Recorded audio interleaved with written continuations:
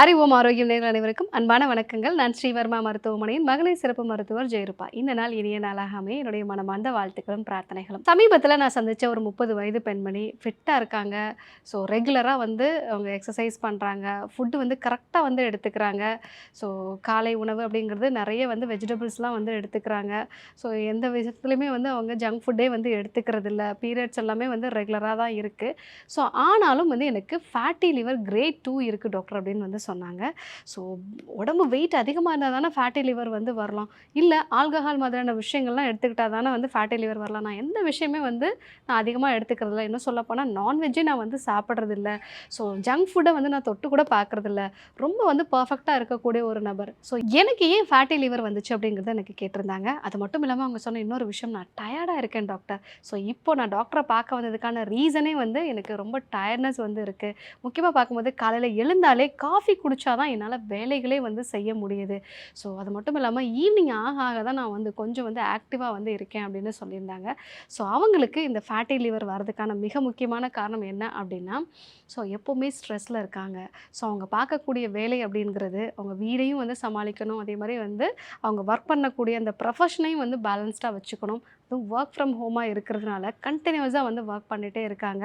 So அதுவும் நைட்டில் சரியான தூக்கமே வந்து இல்லை. ஸோ நைட்டில் வந்து பார்த்திங்கன்னா ஒரு 4-5 மணி நேரம் தான் வந்து தூக்கம் இருக்குது. அந்த தூக்கமும் கூட வந்து ஸோ அடிக்கடி வந்து இடையில விழிக்கக்கூடிய ஒரு நிலையாக வந்து இருக்குது. நாள் முழுவதுமாக வந்து ரொம்ப ஸ்ட்ரெஸ்ஃபுல்லாக ஒர்க் பண்ணுறாங்க. ஸோ அது மட்டும் இல்லாமல் அடிக்கடி காஃபி அதே மாதிரி வந்து டீ வந்து எடுத்துக்கிறது. ஸோ இந்த மாதிரியான காரணங்களால் அவங்களுக்கு ஃபேட்டி லிவர் அப்படிங்கிற ஒரு பிரச்சனை வந்து வருது. ஸோ சரியான இரவு தூக்கம் இல்லாதது எப்போவுமே வந்து ஸ்ட்ரெஸ்ஃபுல்லாக வந்து இருக்கிறது. ஸோ இந்த 2 விஷயங்களும் அவங்களுக்கு ஃபேட்டி லிவர் வரதுக்கு முக்கியமான காரணமாக வந்து இருக்குது.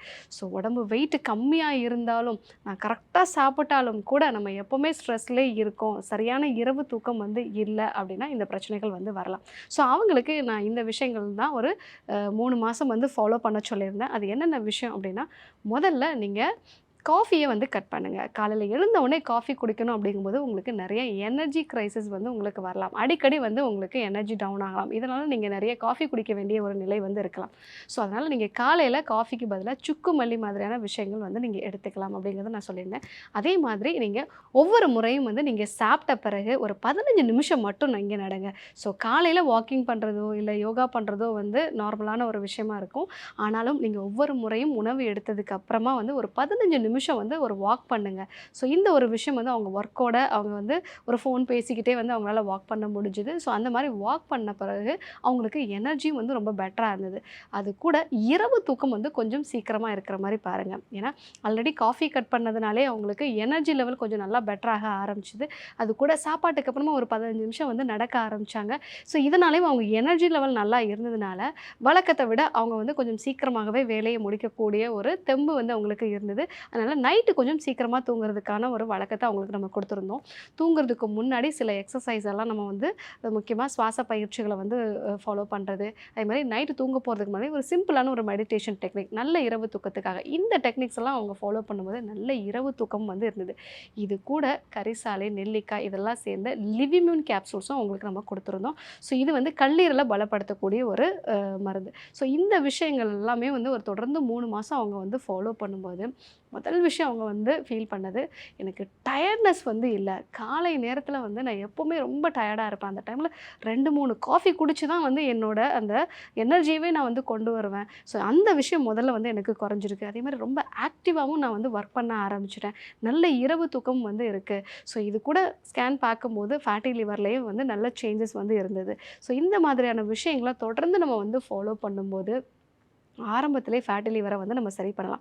ஏன்னா ஒரு 30 வயது பெண்மணிக்கு ஃபேட்டி லிவர் வருது அப்படின்னா அடுத்த கட்டமாக அவங்களுக்கு இன்சுலின் ரெசிஸ்டன்ஸ் வந்து வரலாம். இதனால் அவங்க கர்ப்பப்பையில் வந்து பிரச்சனைகள் வரலாம். மாதவிடாய் கோளாறுகள் வந்து வரலாம். என்னதான் டயட் எக்ஸசைஸ் ஃபாலோ பண்ணாலும் கூட உடல் எடை வந்து அவங்களுக்கு அதிகரிக்கலாம்.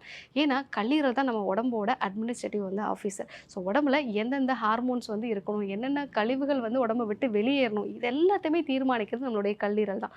ஸோ இங்கே ஃபேட் வந்து ஒரு 5% சதவீதத்துக்கும் அதிகமாக நமக்கு ஸ்டோர் ஆகும்போது தான் ஃபேட்டி லிவர்னு நம்ம வந்து சொல்லுவாங்க. ஸோ அது வந்து தொடர்ந்து அதிகமாகுது அப்படின்னா கிரேட் 2 அப்படிங்கிற ஒரு நிலைக்கு போகுது.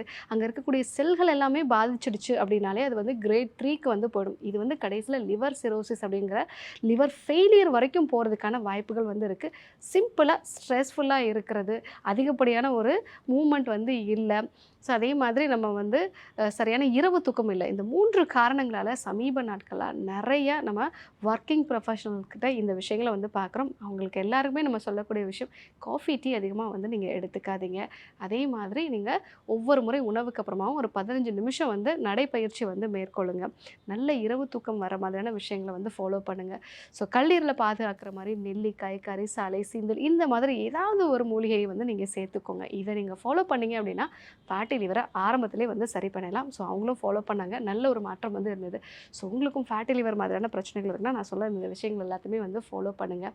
ஃபேட்டி லிவர் அப்படிங்கிறது ஒரு சைலண்ட்டாக நம்ம உடம்புல வரக்கூடிய ஒரு விஷயம். ஸோ நிறைய சமயங்களில் ஏதாவது ஒரு ஸ்கேன் பரிசோதனைக்காக நம்ம போகும்போது தான் தெரியும். இல்லைன்னா டயர்ட்னஸ் அப்படிங்கிற ஒரு விஷயத்தை நம்ம பெரும்பாலும் ஒரு லேசினஸாக வந்து நம்ம எடுத்துப்போம். ஸோ இந்த மாதிரியான காரணங்களால் தான் உங்களுக்கு வந்து டயர்ட்னஸ் வருதுங்கிறத நிறைய பேர் தெரிஞ்சுக்க மாட்டாங்க. ஸோ ஃபேட்டி லிவர் இருக்குன்னா நான் சொன்ன இந்த விஷயங்களெல்லாம் ஃபாலோ பண்ணுங்கள். ஃப்யூச்சரில் வரக்கூடிய நிறைய விஷயங்களை நம்ம அவாய்ட் பண்ணலாம்.